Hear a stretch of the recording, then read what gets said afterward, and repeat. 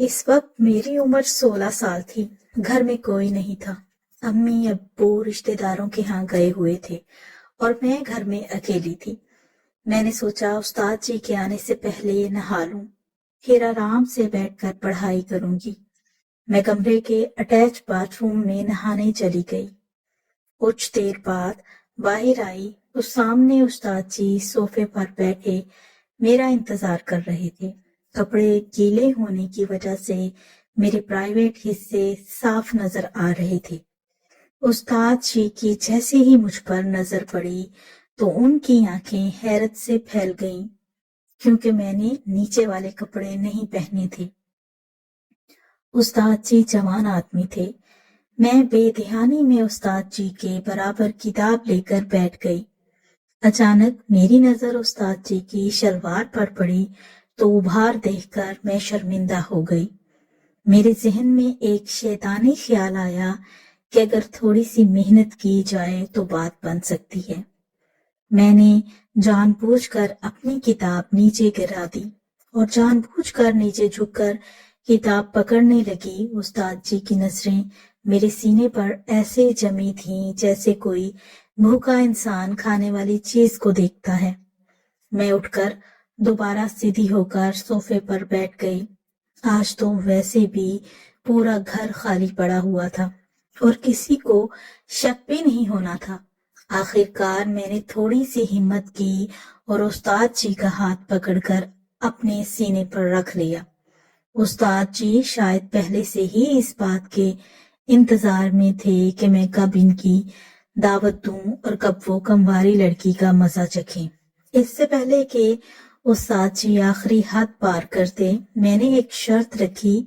میری شرط سنتے ہی استاد جی نے حامی بھر کر کہا کہ مجھے تمہاری ہر شرط منظور ہے۔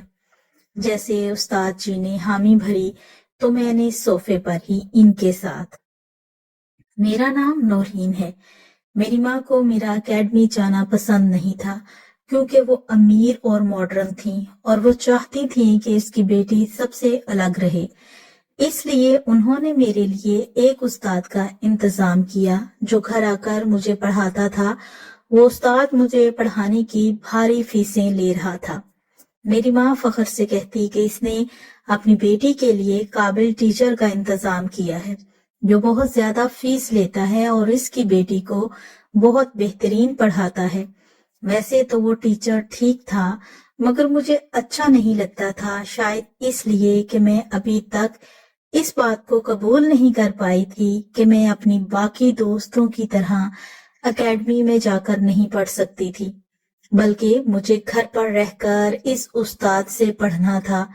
شروع میں مجھے وہ استاد بالکل اچھا نہیں لگتا تھا اور نہ ہی مجھے اس کے پڑھانے کا انداز پسند آیا تھا، مگر جب میں نے اپنی ماں سے یہ بات کی تو انہوں نے مجھے جھڑک دیا اور کہا کہ میں یہ بہانے بند کروں اور اپنی تعلیم کا معیار بہتر بناؤں اور یہ بھول جاؤں کہ میں اپنی اور دوستوں کی طرح اکیڈمی جا سکتی ہوں۔ اور بھی بہت ساری ہدایات مجھے دی گئیں۔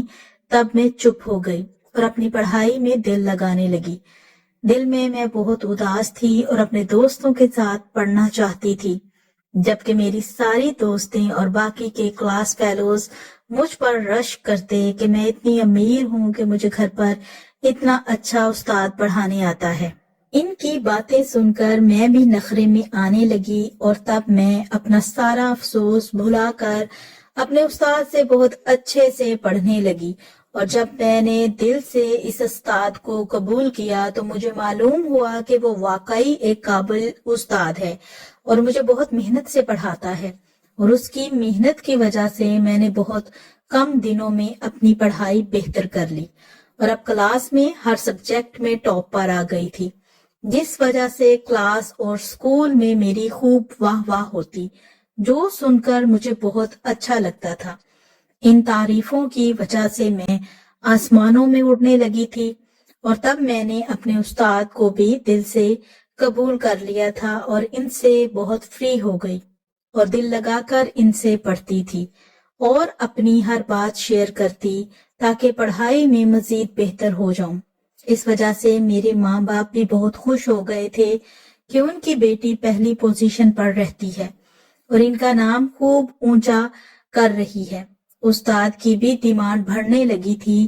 اس نے اپنی فیس بڑھانے کا کہا، جو میرے ماں باپ نے بنا کوئی اعتراض کیے اس کی ڈیمانڈ پوری کر دی۔ اس کے کچھ ٹائم بعد اس نے میرے باپ سے کہا کہ وہ شام میں مجھے پڑھانے آیا کرے گا کیونکہ دن میں اس کے پاس وقت نہیں ہوتا۔ اس کی یہ بات بھی میرے ماں باپ نے مان لی تھی اور ان کو کوئی اعتراض نہیں تھا، بلکہ کسی بھی بات پر کوئی اعتراض نہیں کرتے، اور اکثر میرے ماں باپ کو رات میں باہر جانا پڑتا تھا۔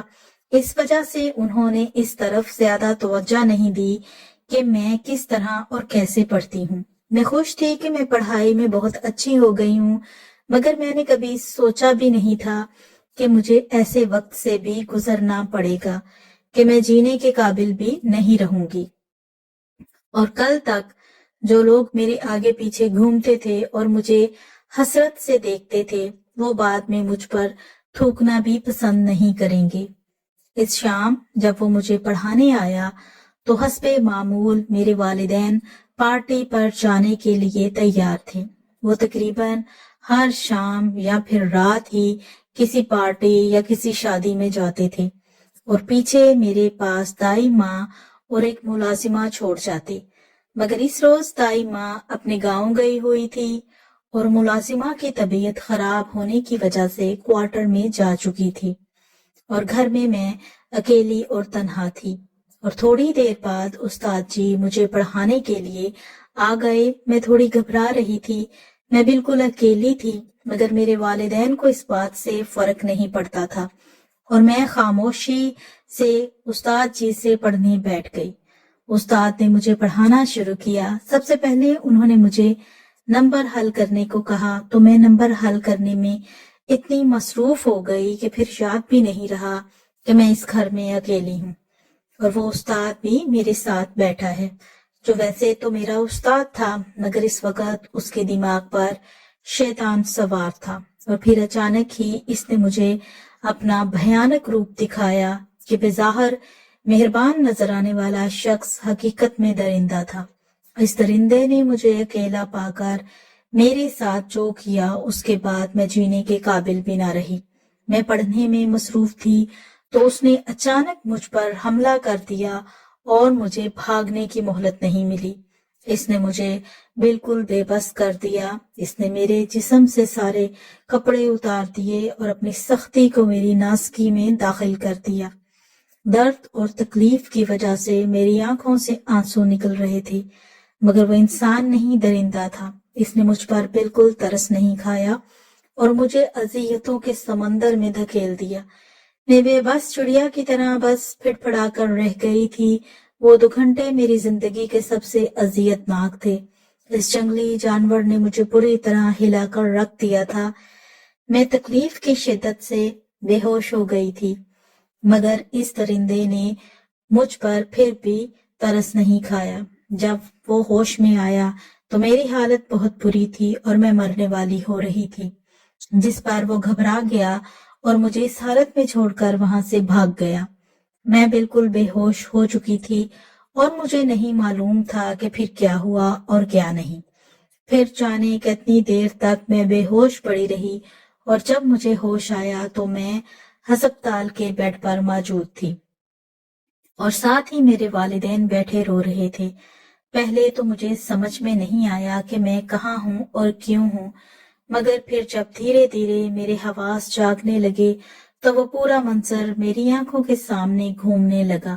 میں پھر سے چیخنے چلانے لگی۔ میری حالت پر میرے والدین تڑپ رہے تھے اور مجھے پکار رہے تھے، مگر مجھے کسی کی پکار نہیں سنائی دے رہی تھی۔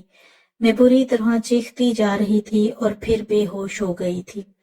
میری حالت پر میرے والدین دکھ اور پچھتاوے میں جلنے لگے تھے۔ پھر تقریباً 14 دن بعد میں جب سنبھلی تو میرے ماں باپ مجھے گھر لے آئے۔ اب میں پہلے کی طرح چیختی چلاتی نہیں تھی، مگر اب میں نے بولنا ہی چھوڑ دیا تھا، اور اپنے والدین کی طرف تو میں بالکل بھی نہیں دیکھتی تھی۔ مجھے ان سے نفرت ہو گئی تھی۔ کاش وہ اتنے غافل اور لاپرواہ نہ ہوتے تو میرے ساتھ یہ سب نہ ہوتا۔ زندگی جینے والی لڑکی ہر چیز سے دور ہو گئی تھی. میں نے سب سے ملنا جلنا چھوڑ دیا تھا، یوں کمرے میں ہی پڑی رہتی تھی.